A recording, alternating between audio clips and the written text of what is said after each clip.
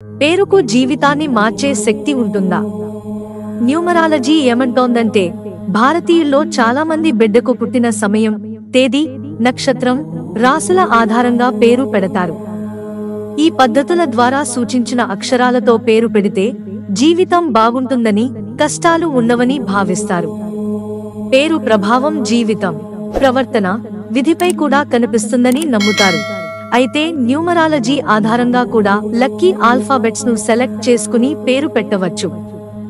ఇలా చేస్తే బంగారు భవిష్యత్తు ఉంటుందని న్యూమరాలజిస్టులు సూచిస్తున్నారు.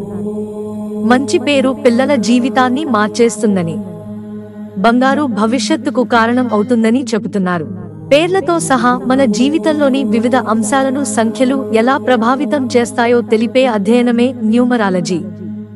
న్యూమరాలజీ ద్వారా మీకు అదృష్టం తెచ్చిపెట్టే పేరును పెట్టుకోవచ్చు. అలాగే పేరులో అవసరమైన మార్పులు చేసుకోవచ్చు. ఇలా వ్యక్తిత్వం, జీవిత మార్గం, ఇతరులు మిమ్మల్ని చూసే విధానంపై అవగాహన వస్తుంది. న్యూమరాలజీలో వర్ణమాలలోని ప్రతి అక్షరం నిర్దిష్ట సంఖ్యకు అనుగుణంగా ఉంటుంది.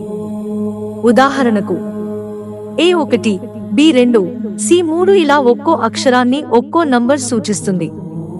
మీ నేమ్ నంబర్ కోసం మీ పూర్తి పేరులోని ప్రతి అక్షరానికి వర్తించే నంబర్స్ గుర్తించండి. దీంట్లో డబుల్ డిజిట్ నంబర్లను మళ్లీ సింగిల్ నంబర్ వచ్చేంత వరకు యాడ్ చేయాలి. ఇలా అన్ని అక్షరాలకు సంబంధించిన సంఖ్యలు కూడితే ఫైనల్ గా ఒక నంబర్ వస్తుంది. దీన్నే నేమ్ నంబర్, డెస్టినీ నంబర్ అని కూడా పిలుస్తారు. మీ డెస్టినేషన్ నంబర్ మీ లక్షణాలను, స్వభావాలను సూచిస్తుంది. ప్రతి సంఖ్యకు ప్రత్యేక లక్షణాలు ఉన్నాయి. ఉదాహరణకు నేమ్ నంబర్ 1 వర్తించేవారు లీడర్స్, నమ్మకస్తులుగా ఉంటారు. నంబర్ 2 వర్తించేవారు సెన్సిటివ్ గా ఉంటారు, ఇతరులకు సహాయం చేస్తారు. ఇలా 9 నంబర్లకు ప్రత్యేక వ్యక్తిత్వ లక్షణాలు ఉంటాయి. న్యూమరాలజీ ప్రకారం మీ బలాలు, సవాళ్లను అర్థం చేసుకోవచ్చు. మీ వ్యక్తిత్వం, మీరు ఇతరులతో ఎలా వ్యవహరిస్తారు అనే విషయాలు తెలుసుకోవచ్చు. మీ వ్యాపారం, పిల్లలు లేదా స్టేజ్ నేమ్ కోసం అర్థవంతమైన పేర్లను సెలెక్ట్ చేసుకోవచ్చు. కొంతమంది వ్యక్తులు పేరు స్పెల్లింగ్ ను మార్చడం లేదా సర్దుబాటు చేయడం వల్ల మరింత అనుకూలమైన వైబ్రేషన్ ను సృష్టించుకునే అవకాశం ఉంటుంది.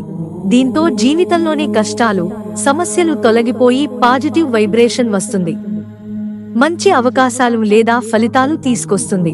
మిత్రులారా, ఛానల్ సబ్స్క్రైబ్ చేసుకోవడం మర్చిపోకండి. ధన్యవాదాలు.